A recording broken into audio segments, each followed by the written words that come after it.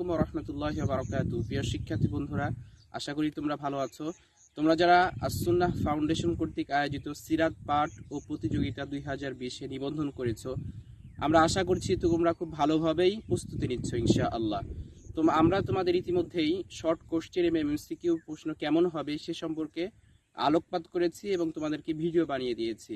তো ছোট্ট বন্ধুরা, তোমাদের প্রতিযোগিতার অংশ হিসাবে আরেকটি বিষয় রয়েছে, সেটি হচ্ছে রচনা। তো রচনা শব্দের অর্থই হচ্ছে বিন্যাস বা সাজানো। আমরা এভাবে বলতে পারি, মনের ভাবকে সুন্দরভাবে নিজের ভাষায় গুছিয়ে প্রকাশ করাকে রচনা বলা হয়।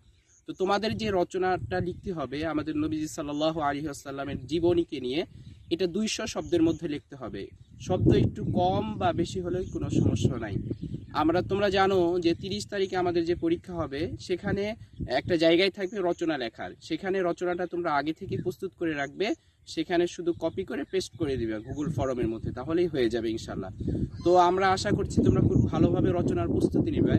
তো আসলে রচনা আকারে বা আকৃতিতে অনেক বড় হলেই শুধু রচনা ভালো হয় না। যদি রচনাটার ভাষা খুব প্রাঞ্জল এবং সুন্দর হয় এবং রচনার বিন্যাস যদি অনেক সুন্দর হয়, তাহলে সেই রচনা লিখে অনেক নাম্বার পাওয়া যায়। সেক্ষেত্রে আমরা কিছু পয়েন্ট ব্যবহার করে বা অনুচ্ছেদ ব্যবহার করে রচনা লিখতে পারি। এরপরে তোমরা জানো যে রচনার শুরুতেই ভূমিকা বা সূচনা লিখতে হয়। আসলে ভূমিকাতেই রচনার মূল বিষয়টা, মূল ভাব বস্তু সেখানে তুলে ধরতে হবে, তাহলেই বিষয়টা অনেক সুন্দর হবে। এরপরে রচনা লেখার সময় আমাদের একটা বিষয় খুব খেয়াল রাখতে হবে, যে রচনার মধ্যে যেন অসঙ্গতি কোনো বিষয়, যেটা সাবজেক্টের সাথে সংশ্লিষ্ট নয়, এমন কোনো বিষয় যেন রচনায় না আসে। এরপরে আরেকটি বিষয় তোমরা রচনা লেখার সময় বিশেষভাবে খেয়াল রাখবা, যেন আমাদের বানান ভুল না হয়, বানানের শুদ্ধতা, আমাদের স্পেলিং যেন কোনো জায়গায় ভুল না হয়, এই জিনিসটা তোমরা খেয়াল রাখবা। আরেকটি বিষয় হচ্ছে সাধু ভাষা এবং চলিত ভাষা যেন কোনো ক্রমে মিশ্রণ না হয়, এই বিষয়টাও তোমরা মনে রাখবা। এরপরে নবী সাল্লাল্লাহু আলাইহি ওয়াসাল্লামের জীবনের পুরো বিষয়টা তোমরা বর্ণনার মধ্যে সুন্দর ভাষায় অল্প কথায় সেটা নিয়ে আসবা। আবার তোমরা এভাবে করতে পারো যে আমাদের নবী সাল্লাল্লাহু আলাইহি ওয়াসাল্লামকে তোমরা তোমাদের ভাষায় চিঠি লিখলা, যে নবী সাল্লাল্লাহু আলাইহি ওয়াসাল্লাম যদি দেখতে পারতাম, অথবা নবী সাল্লাল্লাহু আলাইহি ওয়াসাল্লাম যদি জীবিত থাকতো, তিনি মক্কায় থাকতেন, তাহলে তার সাথে দেখা করার জন্য, তাকে ভালোবাসার জন্য আমরা কিভাবে আপ্লুত হতাম। আমি যদি পাখি হতাম তাহলে উড়ে যেতাম সোনার মদিনায়, সেখানে আমার নবীজির সাথে সাক্ষাৎ করতাম।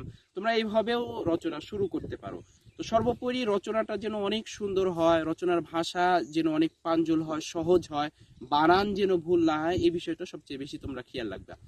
আরেকটা বিষয় হচ্ছে, তোমরা রচনা লেখার সময় কোনো বই বা গুগল থেকে কোনো কিছু কপি করে অন্য কারো রচনা নকল করে লিখবা না। খুব গুরুত্বপূর্ণ একটা সেন্সিটিভ বিষয়। যদি এমন করো, তাহলে আস-সুন্নাহ ফাউন্ডেশন তারা তোমাদের এই বিষয়টা যদি বুঝতে পারে, তাহলে তোমাদেরকে প্রতিযোগিতা থেকে, কম্পিটিশন থেকে তোমাদের প্রথমে বাদ দিয়ে দেবে। ওই জন্য রচনা লেখার সময় অসাধু উপায় অবলম্বন তোমরা করবা না, নিজের ভাষায় সম্পূর্ণ সুন্দরভাবে এই রচনা তোমরা লিখবা। আর রচনার সর্বশেষ যে উপসংহার থাকবে, আসলে একটা বিষয় তুমি কিভাবে উপস্থাপন করছো, সূচনা এবং উপসংহার দেখলে সেটা পুরো বিষয়টা বোঝা যায়।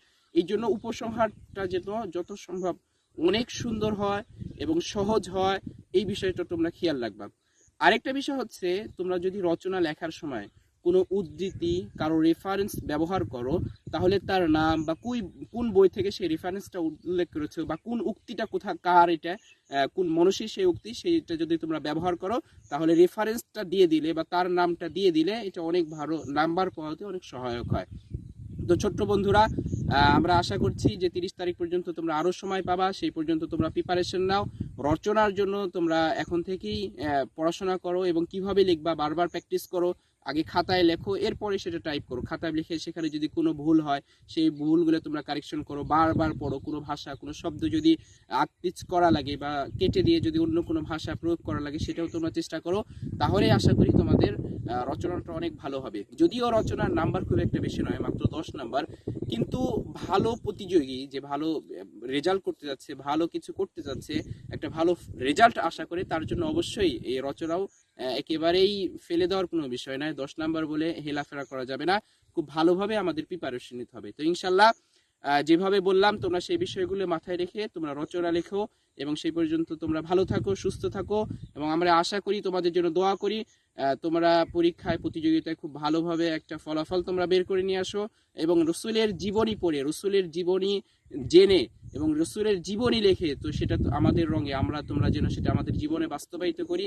রসুলের জীবনের আখলাক, রসুলের চরিত্র যেন আমাদের জীবনে আসে, আল্লাহ তাআলা যেন সেই তৌফিক আমাদের দান করেন। আল্লাহুম্মা আমিন। সেই পর্যন্ত তোমরা ভালো থেকো। আসসালামু আলাইকুম ওয়া রাহমাতুল্লাহি ওয়া বারাকাতুহু।